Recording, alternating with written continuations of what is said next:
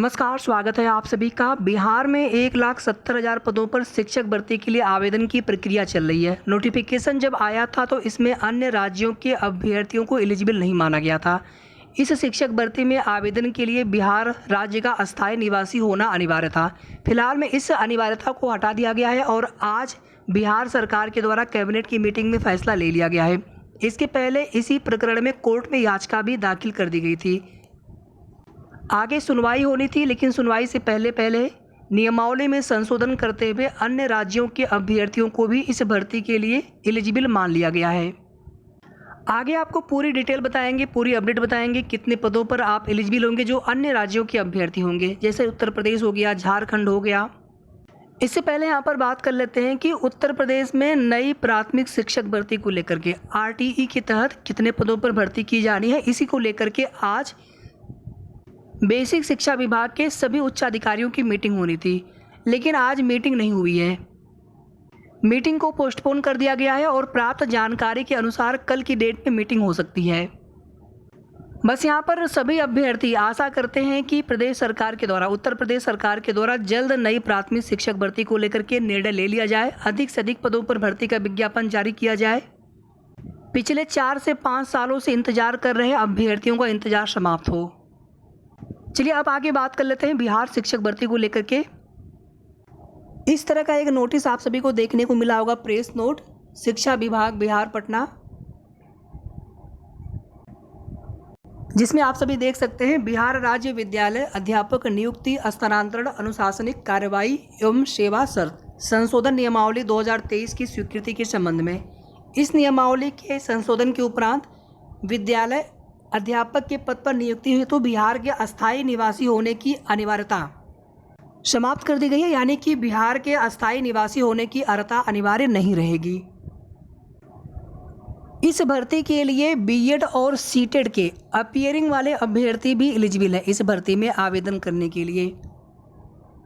और इस भर्ती में प्राथमिक के लिए PRT के लिए अगर आपको आवेदन करना है तो सीटेड क्वालिफाइड होना चाहिए आपको। और जो अन्य राज्यों के अभ्यर्थी हैं, आप किसी भी कैटेगरी के हों, चाहे आप आरक्षित वर्ग के हों या फिर अनारक्षित वर्ग के हों, आपको बिहार की इस शिक्षक भर्ती में अनारक्षित कैटेगरी के अंतर्गत ही कंसीडर किया जाएगा। उसी कैटेगरी के अंतर्गत आप आवेदन कर पाएंगे।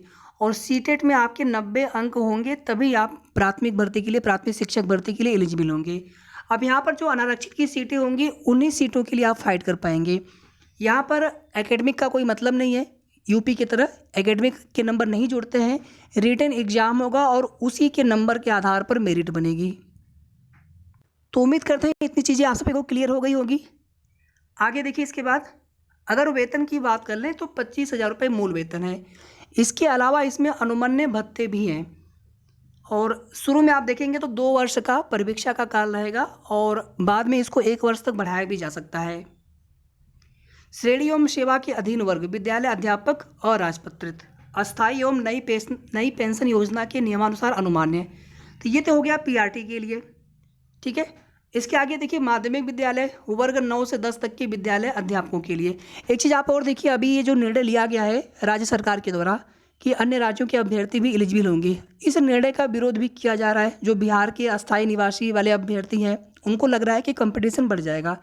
तो वास्तव में कंपटीशन बढ़ने वाला है, क्योंकि आप सभी जानते हैं कि बेरोजगारी चरम पर है। उत्तर प्रदेश जैसे बड़े राज्य में आप देखेंगे नई प्राथमिक शिक्षक भर्ती का आता पता नहीं है, बड़ी संख्या में अभ्यर्थी आवेदन करेंगे तो कंपटीशन तो बढ़ेगा। इसी तरह से देखिए, माध्यमिक के लिए भी जो अनारक्षित के पद होंगे, उन्हीं पदों के लिए आवेदन कर पाएंगे अन्य राज्यों के अभ्यर्थी। इसी तरह से आगे माध्यमिक के लिए आप देखेंगे मूल वेतन 31,000 रुपये प्रतिमाह व अनुमान्य भत्ते व अन्य जो भत्ते रहेंगे इसमें जुड़ करके मिलेंगे आपको। और यहाँ पर भी सेम परिवीक्षा का काल रखा गया है। इसी तरह से उच्च माध्यमिक विद्यालय वर्ग 11 से 12 तक के लिए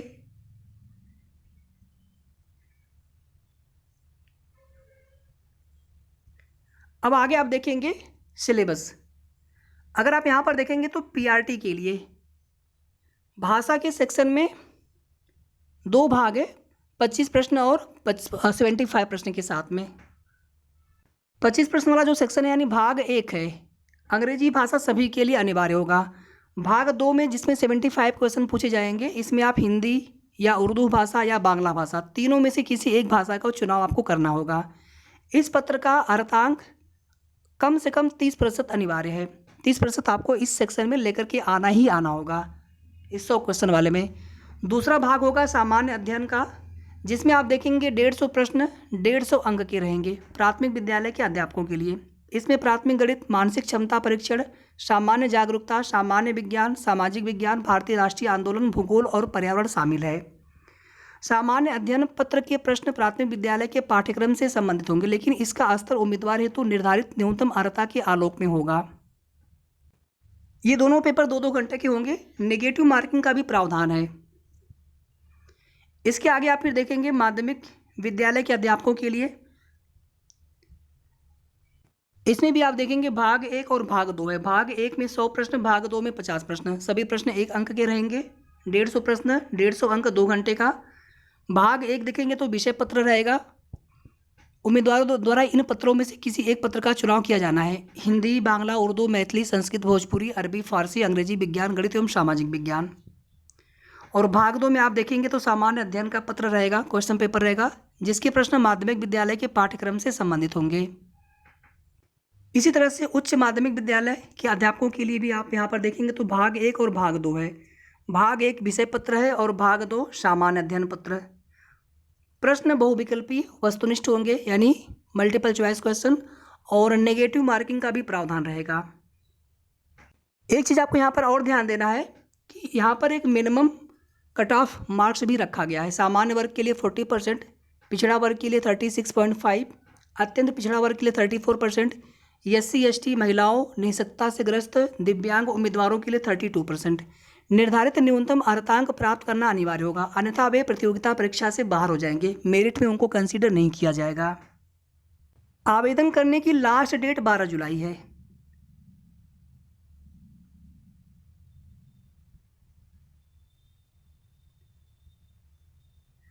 जो पार्ट संशोधित हो गया है उसको आप मूल नोटिफिकेशन के हिसाब से मत देखिएगा।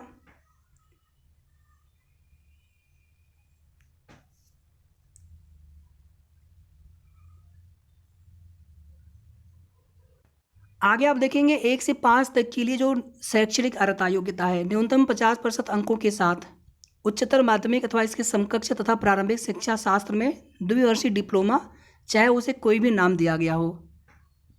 इसी तरह से आप देखेंगे न्यूनतम 45% अंकों के साथ उच्चतर माध्यमिक एवं प्रारंभिक शिक्षा शास्त्र में द्विवर्षीय डिप्लोमा, चाहे किसी भी नाम से हो, जो राष्ट्रीय अध्यापक शिक्षा परिषद विनियम 2002 के अनुसार प्राप्त किया गया हो।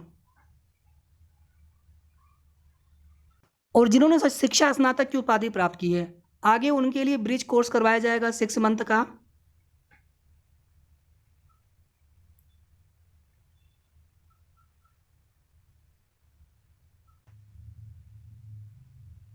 इसी तरह से आप माध्यमिक के लिए और उच्च माध्यमिक शिक्षक भर्ती के लिए भी आप एलिजिबिलिटी देख सकते हैं, जहां पर बीएड अनिवार्य रहेगा। ठीक है, बाकी आपके मन में कोई भी सवाल हो तो आप कमेंट करके पूछ सकते हैं। हमने यहाँ पर लगभग सारी चीज़ें आपको बता दी हैं। आयु सीमा अगर देखेंगे तो मिनिमम 21 वर्ष, मिनिमम 18 वर्ष यहाँ पे देखिएगा। पीआरटी के लिए माध्यमिक और उच्च माध्यमिक विद्यालयों के लिए 21 वर्ष है मिनिमम, कम से कम 21 होना चाहिए, और पीआरटी के लिए 18 होना चाहिए। अगर मैक्सिमम, अगर अधिकतम आप देखेंगे तो 37 वर्ष। बाकी जो बिहार के स्थायी निवासी अभ्यर्थी होंगे उनको अपने आरक्षण के नियमानुसार छूट भी मिलेगी आयु सीमा में। और इसी तरह से आप देखेंगे आयु सीमा में छूट संबंधी अन्य प्रावधान भी यहाँ पर दिए गए हैं, आप देख लीजिएगा इसे।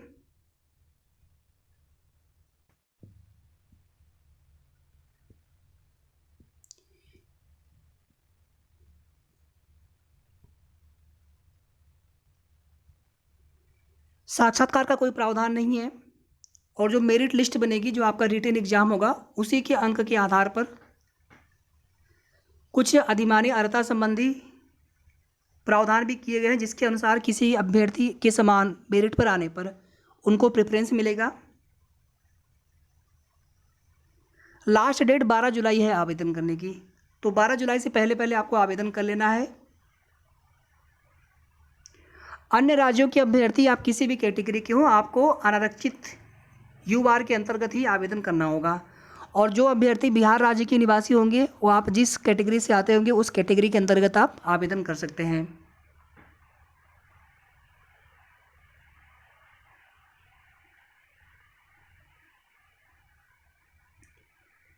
आवेदन कैसे करना है उसको लेकर के भी कुछ निर्देश दिए गए हैं, इसे भी आप देख लीजिएगा।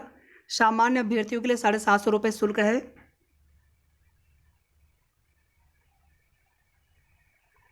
यहाँ पे आप देख सकते हैं 15 जून से आवेदन स्टार्ट है, 12 जुलाई लास्ट डेट है।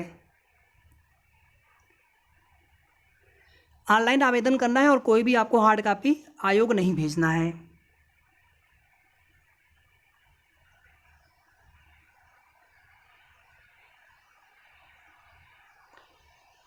ठीक है, तो ये हो गई महत्वपूर्ण सूचना।